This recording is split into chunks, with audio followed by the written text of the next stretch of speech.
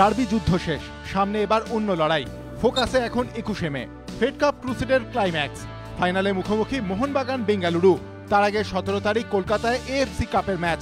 ফাইনালের আগেই যে ম্যাচে মুখোমুখি ফেড কাপের দুই ফাইনালিস্ট, সেদিকে তাকিয়ে অস্ত্রের শান দেওয়া শুরু সবুজ মেরুন হেডস্যারের। ফেড কাপের গ্রুপ লিগের পর এএফসি কাপের ম্যাচ, ফাইনালে যাওয়ার আগে দুবার বেঙ্গালুরুকে পরখ করে নেওয়া। ফাইনালের প্রস্তুতিতে সাহায্য করবে সেটাই বলছেন সঞ্জয় সেন।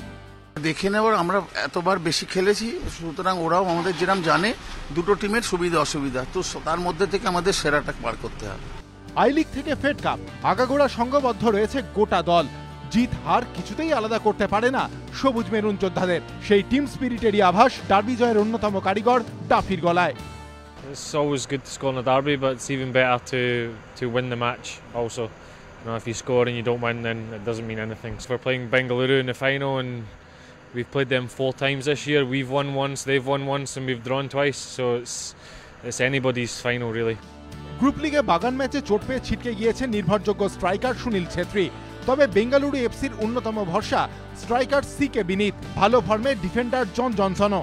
আর ফাইনালে বাগানের সবচেয়ে বড় চ্যালেঞ্জ কর্নেল গ্লেন।